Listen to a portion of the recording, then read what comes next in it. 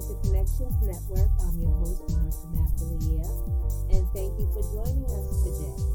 Today we have a super special guest. We have Quentin Stephenson. Hi, Quentin. Hi, good afternoon, Monica. How are you? I'm well, and yourself? I'm doing great. I'm doing great. Thank you for having me.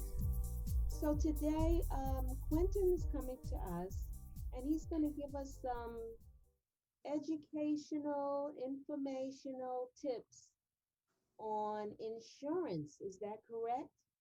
That is correct. Okay, That is thank correct. you. Thank you. So tell us a little bit about yourself. Oh man, I don't even know where to start. But you know, as you said, we're going to be talking about insurance today, which Medicare insurance, to be specific. And prior to my career in insurance, I was a caseworker. I did that for several years, about 7 years, working in foster care here in New York City, Hmm. and it was rewarding, but I did get burned out. So to make a long story short, I ended up in insurance almost about 8 years ago, Hmm. and that's where I've been ever since. And it's kind of like a smooth transition because as a caseworker, I genuinely enjoyed helping people and just looking out for the best interests of others. And I just took that same energy with me when I transitioned into Medicare insurance, and then that's what I've been doing ever since. And it's been a very great experience. I actually completely understand um, service provision in any way, shape, or form, as long as it's beneficial to people. I completely understand. Um, and Absolutely. thank you for your service. Thank you. Greatly appreciated. So, um, just some quick questions. I just wanted to run through a couple of quick questions. Sure. But what made you get into insurance opposed to anything else? Because you mentioned that you used to be a caseworker. So of all the things you could have chosen, you chose insurance. Well, it's not. It wasn't something like thought out to where I said, you know what, I'm gonna get into insurance. I was doing residential real estate on the side at the time, and it was a colleague of mine who I met through real estate that introduced me to insurance.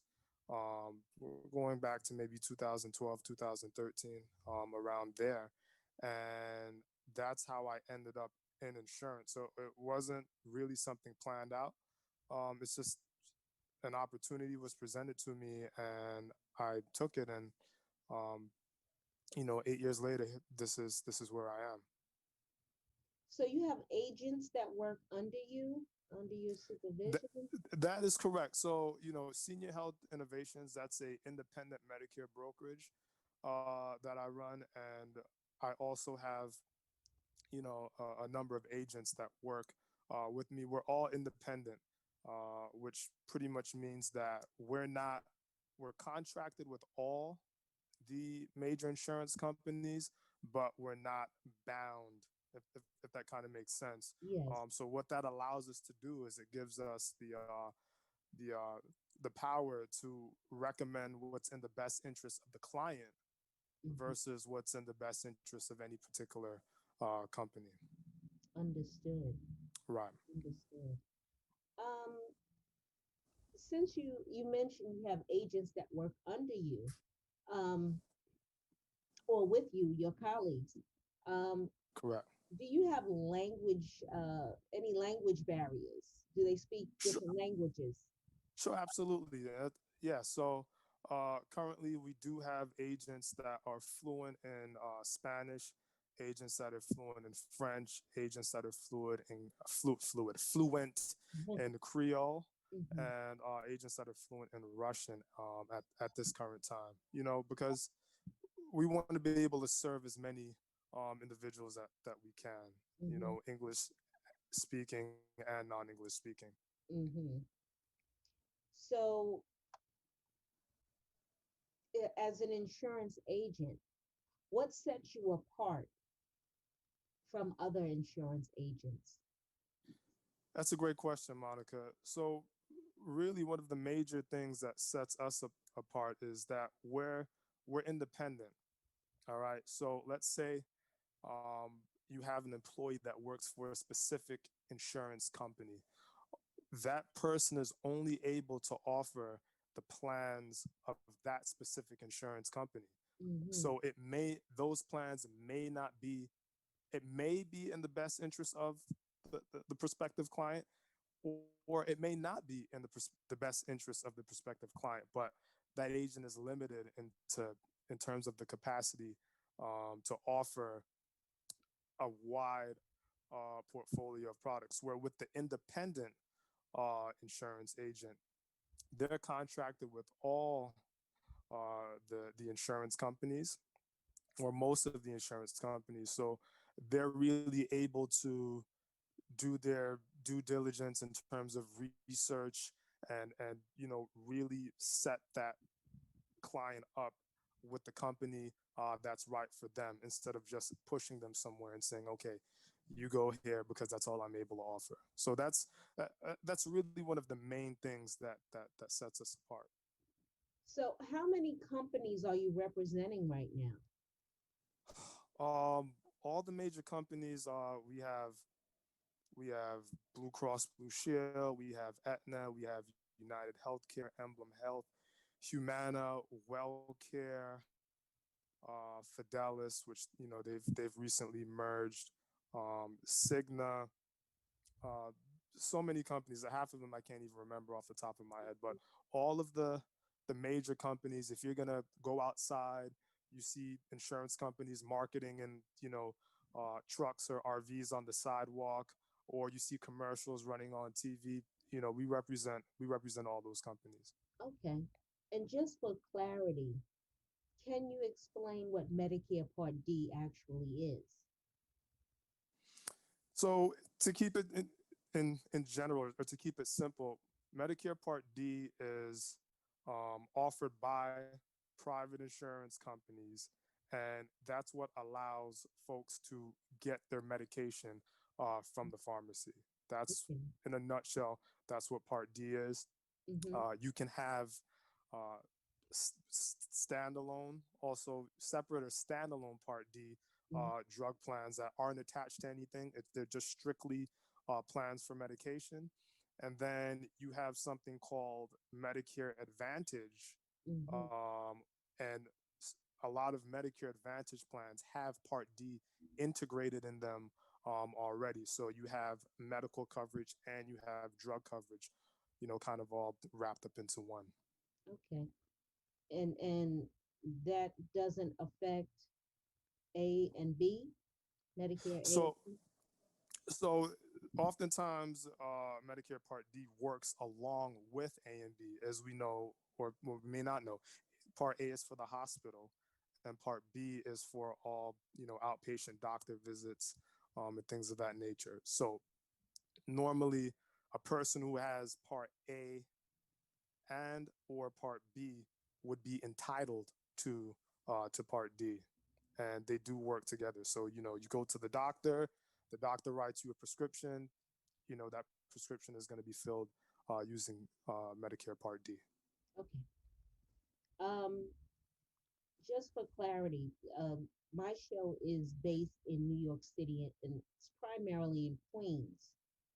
But Sure. for your business, um, are you only based in New York? No, well, we're headquartered in New York. However, we actually operate in multiple states, uh, from Connecticut going all the way down to Florida. So Hmm. obviously, Medicare is a federal program, and some folks may, let's say someone lives in New York now, they may say, you know what, I'm tired of living in the cold. I'm tired of the hustle and bustle. The kids have been telling me to come down to Georgia with them.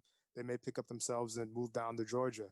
They're now going to have to get a Medicare plan that, you know, that or Medicare plans that are available to them in Georgia or whichever state that they're moving to. Mm-hmm. So, normally what we do is we will set them up, beforehand.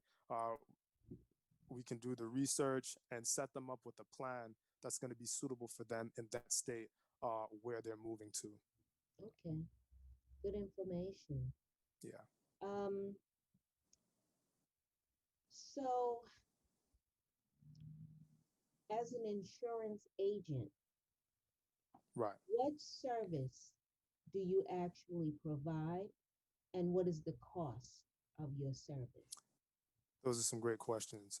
So, in regards to the services that we provide, our primary business is, offering Medicare Advantage plans, Medicare supplement plans, and Medicare prescription drug plans. Now, and putting clients with the company that's right for them. In the process of doing that, we also do other uh, or we also assist rather clients in other areas as well. Those areas being, let's say, someone is getting ready to enroll in Medicare. There's a process for that. Uh, Depending on where that person is, they may need to have some forms filled out if they're getting ready to retire. They may need some forms filled out uh, through their job that they need to get into Social Security. Um, we help with that process. I mean, these days, Social Security offices, they're kind of limited in the sense where you can't walk in anymore. It's by appointment only in extreme circumstances due to the pandemic. So, certain things that you may have been able to walk in to do, you're now limited to doing it over the phone, doing it over the internet, or doing it, via the regular postal mail. And depending on our clients, some folks may not be that internet savvy, and they need help getting these forms in. That's something that our agency, we actually help clients out with getting the forms, whether they're going to mail us the forms, whether they're going to come into our office and drop them off. But we get them the forms. Sometimes we'll fax them over to the human resource department at their employer, Mhm. and then they fax their HR faxes us back the form, and we send it into Social Security. So we try to do the heavy lifting for the client, especially those that really need help. And that goes with applying for Medicare benefits. Um, some folks may qualify for Medicaid, all right, which assist with medical expenses. And if an individual qualifies for Medicaid, you know, we consult with that person. We ask them the right questions to kind of get an idea of where their income lies. And if they qualify for Medicaid, we have forms that we can fill out, and we send that directly in for the client. And then, as I mentioned earlier, um, let's say a person has Medicare A and B, they're looking for the right Medicare plan. We're gonna do a consultation and needs assessment and find out which company is going to be the right company to put the client with. We take care of the application process. We take care of the follow-up process until that that member is enrolled in with that company. And then also, after a member is enrolled, we do customer service. They may want to update their primary care physician on their card. They may want to change their address. Instead of calling the company, waiting on hold, going through a bunch of different transfer prompts, Oh, yeah. our clients can call us up, and we'll do that. We'll take care of that Mhm. for them. So we really do a variety of offer a variety of services for clients to just make it easy for them, because after doing this for several years, we kind of see that this Medicare process for some can be extremely confusing. People don't know where to turn. It so that's where we come in, and our services are absolutely free to the client. We do not charge anything for our services. We're actually compensated by the insurance company, so our services are of no cost to the client. So, who's your ideal client? Well, our ideal client is really anyone who is already on Medicare. They may have questions about whether they're getting the most for uh, or out of the plan that they have, or whether they qualify for more for additional benefits that they don't already have, or someone who is getting ready to retire. They're aging into the Medicare system, and Mm-hmm. they don't know which way to turn. They're being bombarded by commercials on TV, phone calls Yes. 24/7, Mm-hmm. mail, and sometimes folks get overwhelmed. You don't know where to turn. That would be an ideal client. Or it may be a caretaker, whether that be an adult who has a child that's disabled and receiving Medicare benefits. It may be a caseworker, social worker that works in at different community centers or hospitals, or anyone that's involved some way or another with a, a individual who's in need of assistance with Medicare. That would be an ideal client. It may be a doctor's office that you know uh, you may not they may not have time to be abreast to all of the different changes with the insurance companies, or they just may want a go-to person to assist their their their patient panel in enrolling in um, various Medicare plans. That would be an ideal client as well. Medicare plans, they do change from year to year. Um, can be sometimes, well, for lack of a better term, volatile, where there's changes. One year a company may pull their plan from a specific region, and then everyone that's enrolled with that company has to find a new plan. So those are the type of services that we provide. Okay.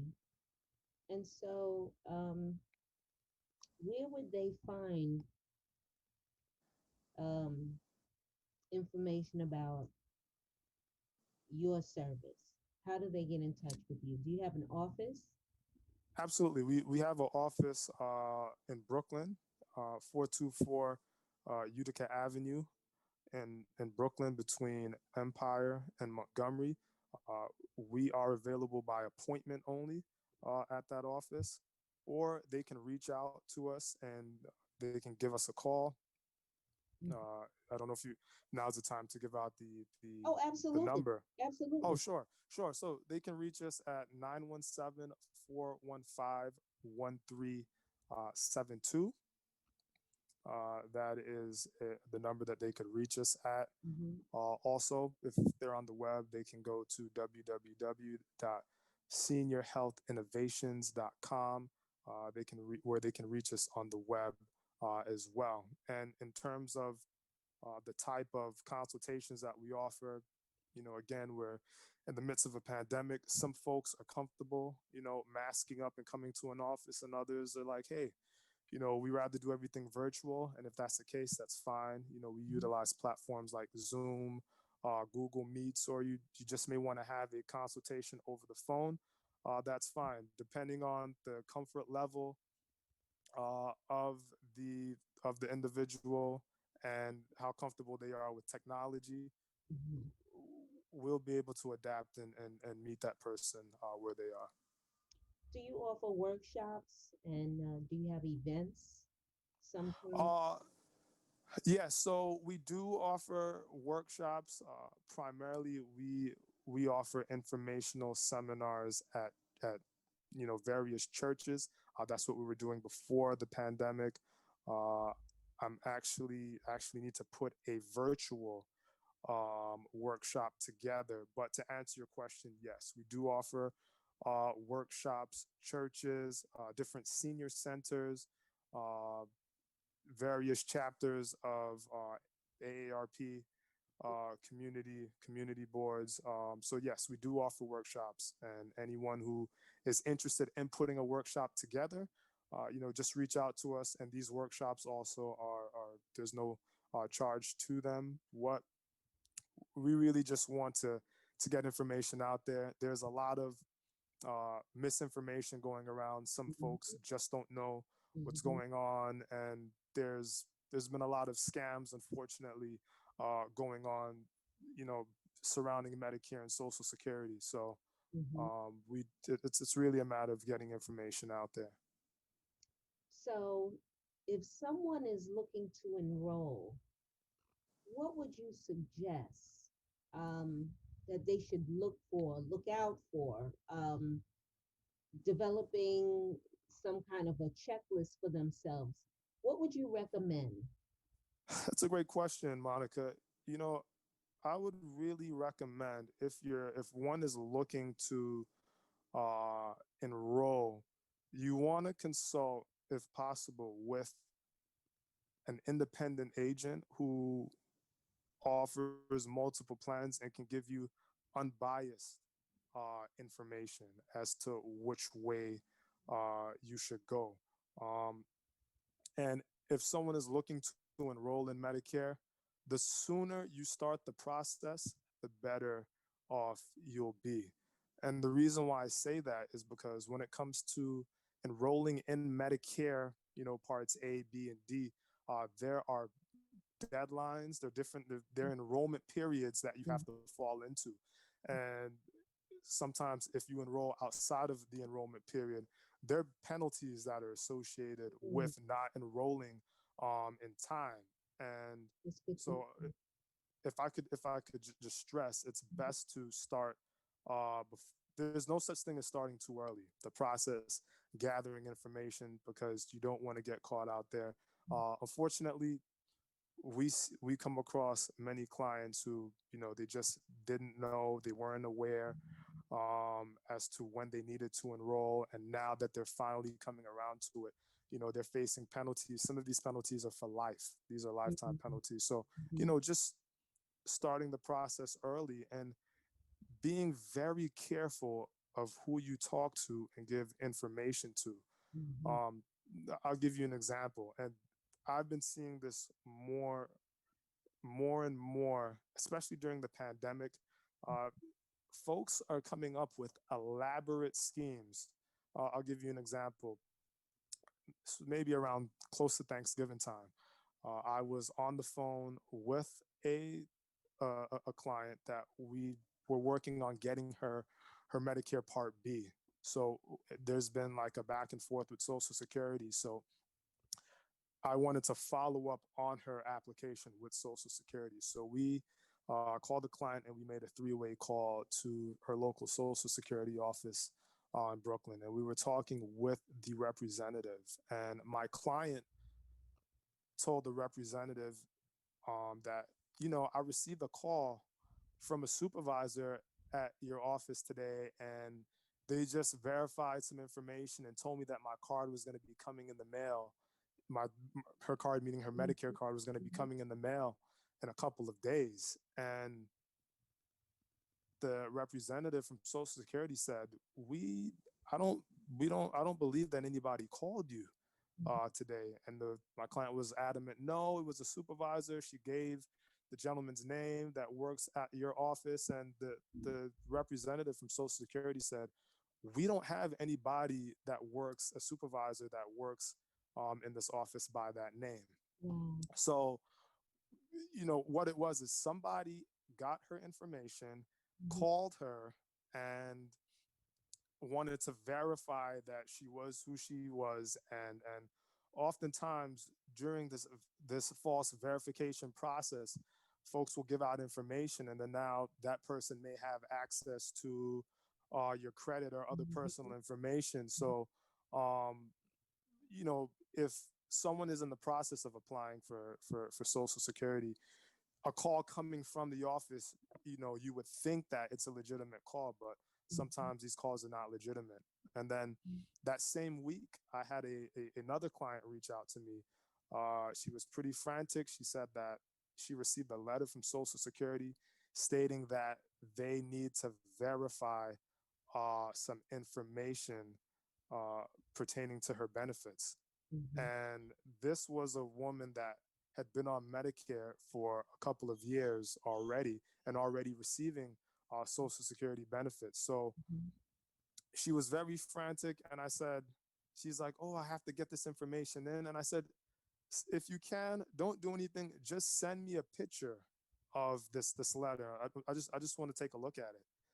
And she sent me a picture, and I looked at the letter. I read the letter. I read it about 3 times and just took a good look at it. And having seen multiple letters from Social Securities in the past, when I really took a close look at the letter wasn't authentic. Mm. There were certain things that were missing. The heading of the letter looked, it was just slightly off, you know. Sometimes when you get those emails from the bank that said, oh, your account has been compromised, Mm-hmm. similar situation. And she needed to send in some documents either by mail or by fax to her local office. And the letter was completely bogus.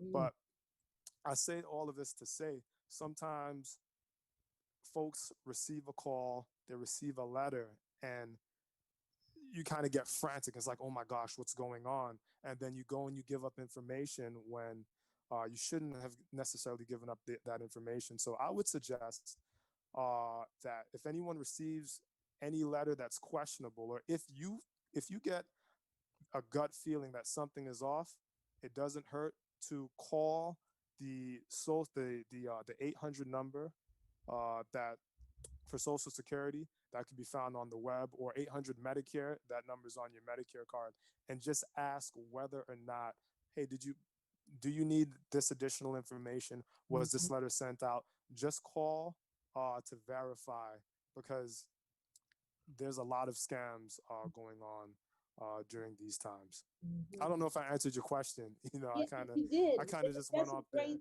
I mean, those are great tips because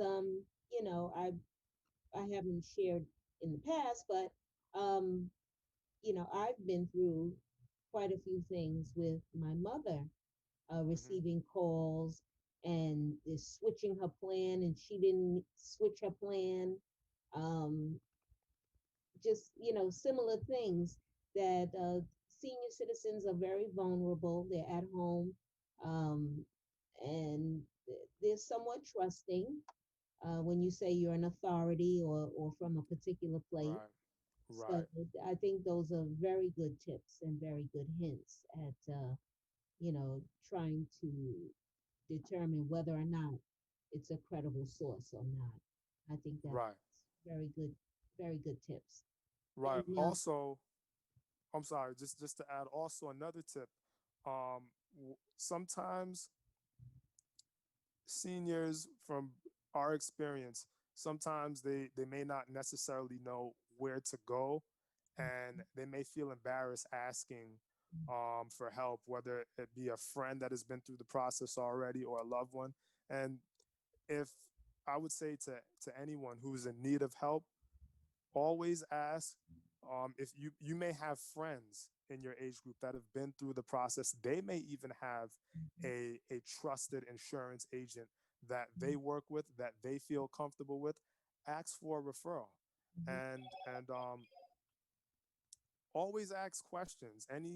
Any insurance agent, you can have their name, you can have them looked up. Every insurance agent must be licensed by the state in which they're working in. This is all public information, so you can look them up. You can look at the companies who they're affiliated with, who they're contracted with. So um, don't feel pressure in terms of um, enrolling in a plan. You, a client should never feel pressured into enrolling in any plan. So um, if a person has a friend or a family member who has an agent that they work with, reach out, ask that person, hey, who's your guy, or who's your your who do you work with? Who's your insurance person? Could you give me their information, and start there, or give us a call. You can Absolutely. always start here as well. You know, people want to be able to get help and work with someone who they can trust, who's knowledgeable, and somebody who they can trust. And Hmm. you know, you can definitely get both of those things accomplished by giving us a call. So I would definitely recommend that you reach out. Hmm. Well, thank you very much for joining us today and giving us some helpful hints. I just wanted to Sure. add something that you shared with me offline, that Sure. people need to also look at whatever they're looking for or whatever they need, um, keeping the same prescriptions, co-pays, um, OTC cards and benefits through OTC. Um, so it's a full package that Medicare D offers, depending on the organization or the company that you're choosing. Sure. Sure. And so with that being said, excuse me, pardon me.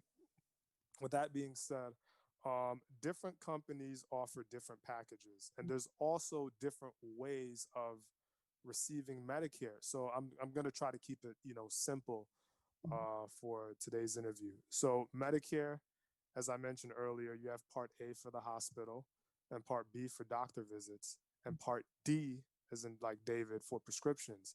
Mm-hmm. And Medicare Part A and B, they're only covered at 80%. So uh, clients may want to get something to pick up the 20% that Medicare does not cover. And there's a couple of ways in which they can go.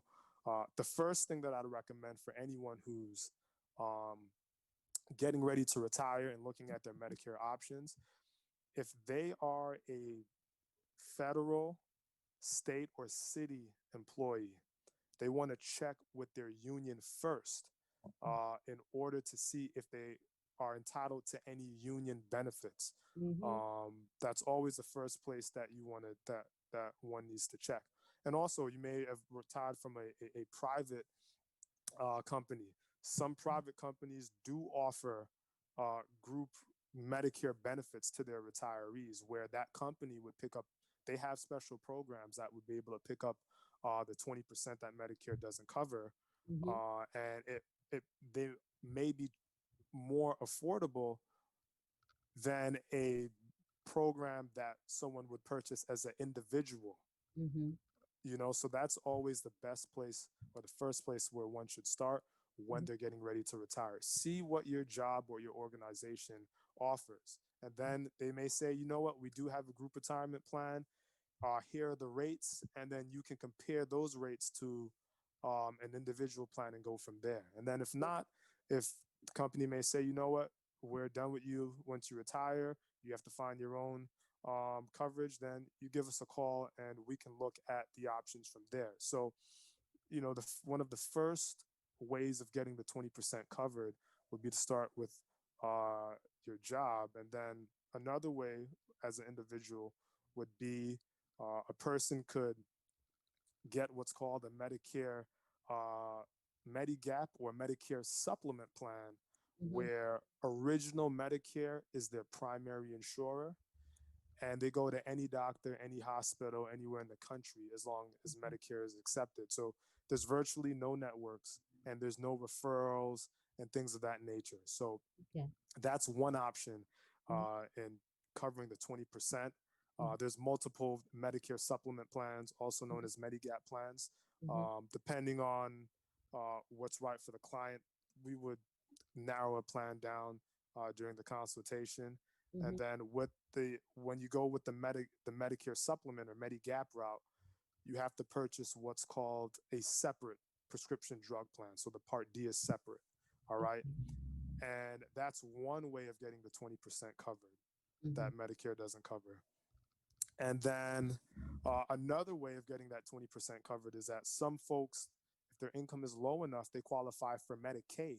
Mm-hmm. So Medicare pays for 80% and Medicaid picks up the 20% that Medicare doesn't cover. Okay. All right.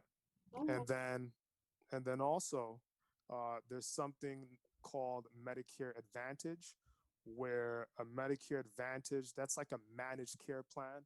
It's a combination of A, B, and D all wrapped up into one, known as Medicare Advantage plans. Mm-hmm. And those are offered by private insurance companies. Mm-hmm. They are network based plans. So you usually have to go to doctors, hospitals, and facilities that are in the network. So I would say to anyone who's considering a Medicare Advantage plan, there's always a couple of things that you want to research beforehand. Mm-hmm. Pardon me. One, uh, if you're considering a particular company, you need to find out whether or not your doctors, the doctors who you don't want to give up, you need to find out whether or not they participate in that plan. And if you have a particular hospital that you prefer, you want to make sure that that hospital's in the network as well. Mm-hmm. And as I mentioned, with these plans, they do have additional benefits, some of them built in. The prescription drugs, which I mentioned, Mm-hmm. you want to make sure that if you are sensitive to a particular brand of medication, you want to make sure that that particular drug is included with the plan that you're enrolling in. In the Part D Mm-hmm. portion, you want to make sure that that drug is included. The technical term is on the formulary. Mm-hmm. You want to make sure that the drug is included. So, for example, this is just an example.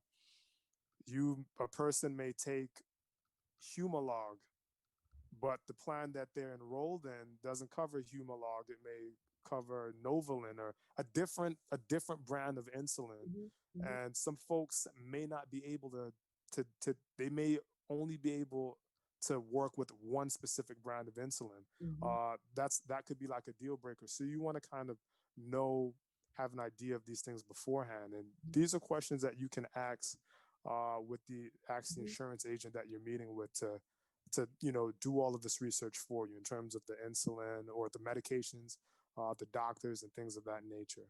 Mm-hmm. Some plans offer, for those who have Medicaid and Medicare, offer OTC, Mm-hmm. where that's like a debit card essentially, where you can go and buy things from the drugstore, over the counter items at the drugstore, and you may get a monthly allowance in order to purchase these items. Where some plans may give you $100 a month, others may give you $150. The amount varies, but what it allows members to do is purchase, you know, vitamins, Mm-hmm. blood pressure machines, scales, Mm-hmm. things that if you didn't have this benefit, you'd have to come out of your pocket and buy these things. Some companies, they give you a monthly allowance to purchase these items. Also, some companies now, they're including healthy food cards, where you get an allowance to buy groceries, food, Mm-hmm. every month. And you know sometimes you don't think about it, but if you're on a fixed income, you're living off of a portion of what you used to live off of when you're working. Every penny adds up, every penny counts. Mm-hmm. So some companies, they do offer additional benefits to members. So these are things that you want to ask as well. Mm-hmm. I don't know if that answered the questions. You have to. That Sometimes answers the I get question. carried away. I see you know your stuff. Yeah, I get carried away I sometimes. just So yeah, but it's good. It's good. We might have to have you come back. yeah, we may have to do another Maybe we session. can offer your workshop in one of the episodes. Um, Okay. so I just wanted to tell you it was such a pleasure to have you on. You are so informative, and I look forward to working with you out there for people in need. And Thank you, Monica. it was a pleasure having you on. Thank you. Thank you for having me, Monica. I'm honored to be here. So look for Senior Health Innovations on Senior the Health web, Innovations. Yes. and we're gonna post on QPTV. And thank you, QPTV, for having us. And again, we're wrapping up with the Interconnections Network. Thank you, Mr. Stephenson. Thank you, Monica. Okay, Be well. Bye bye now. bye bye.